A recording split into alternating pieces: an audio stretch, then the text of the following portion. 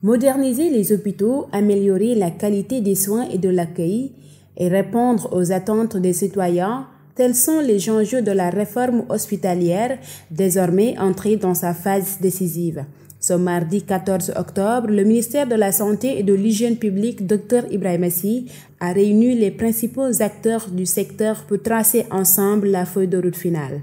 Directeurs d'établissements, praticiens, syndicats et experts ont partagé leurs analyses, leurs espoirs et parfois leurs inquiétudes. Dans cette vidéo, nous vous proposons un tour d'horizon des réactions et des propositions exprimées lors de cette rencontre stratégique. Donc il était plus qu'urgent, après que les derniers actes, en tout cas législatifs et réglementaires qui étaient pris, soient pris en 1998, qu'on puisse ensemble se retrouver pour pouvoir se projeter sur ce que doit être l'hôpital de demain.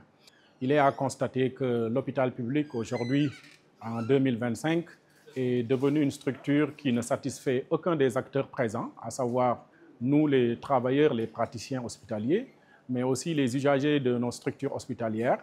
En dernier ressort, l'État lui-même qui met les ressources. Je pense qu'il faut rendre justice aux médecins, il faut rendre justice au personnel de santé pour leur engagement, pour leur dévouement. Mais il ne faut surtout pas oublier les populations. Les populations constituent le premier acteur du système de santé. Or, quelle que soit la volonté des autorités, si on n'assure pas la prise en charge correcte des populations, ce sera une action vaine. Nous avons quelques ratios indicateurs avant d'entrer dans l'analyse. Sur les 15 EPS niveau 3, les 12 sont concentrés à Dakar. 2 sont à Diourbel et le dernier de niveau 3 qui est actuellement à Tivaouane. L'offre de soins essentiellement à Dakar. L'offre de soins spécialisés est concentrée entre Dakar, Thiès, Diourbel et Saint-Louis. Tout ce qui est soins spécialisés, l'interventionnel, la prise en charge des cancers, la nourriture, la médecine nucléaire, tout ce qui est exploration fonctionnelle pointue, j'en passe, sont logés sur cet axe-là, Dakar, Thiès, Saint-Louis et Diourbel. Il faut qu'il y ait un maillage territorial de structures de soins.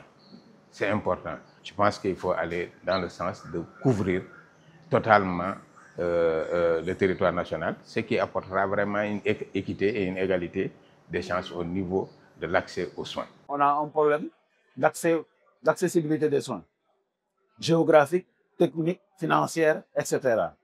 Et la bonne idée de ce que j'ai entendu ce matin, c'est le pôle.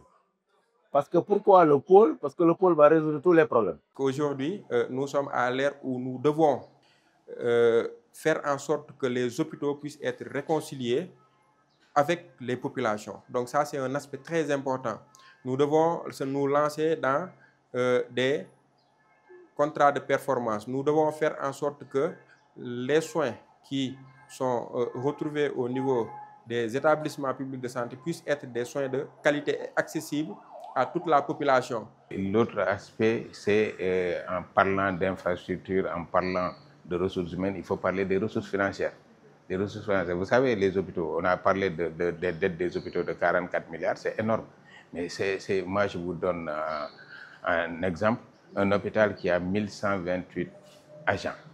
Plus de 66% de ces agents, leur masse salariale est supportée par la structure. Pas assez de fonctionnaires au niveau de cette structure. Donc, c'est l'hôpital qui doit... Donc l'hôpital doit chercher des recettes.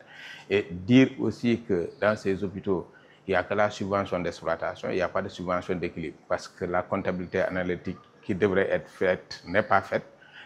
Donc, du coup, la vérité des prix n'est pas appliquée au niveau de ces structures et qui supporte l'écart. Personne ne supporte l'écart. Ce qui fait qu'aujourd'hui, ces hôpitaux ont des difficultés. Ils ne peuvent pas investir parce que le budget d'investissement est très insuffisant. On a tendance aujourd'hui, d'entendre dans les discours de parler de comptabilité analytique. C'est une bonne chose parce que ça permet d'avoir une lisibilité entre ce que nous investissons et ce que nous gagnons.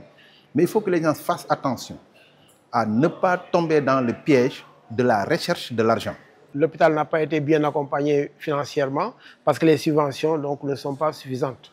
Pour ne pas dire que ce soit les subventions d'exploitation, tout comme les subventions, disons, d'investissement.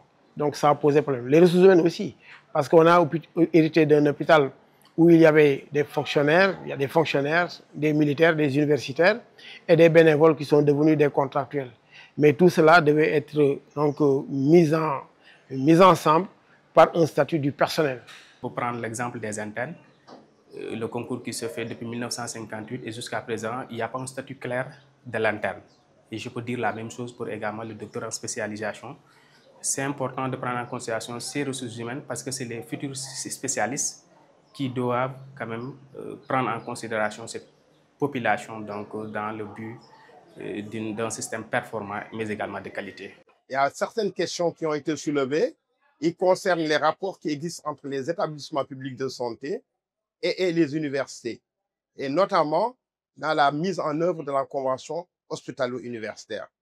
Il faut dire que c'est là où il y a eu des écarts qui ont été constatés par rapport au décret d'application, mais également sur la mise en place d'un comité de coordination interuniversitaire qui devrait être donc mis en place à travers un arrêté interministériel.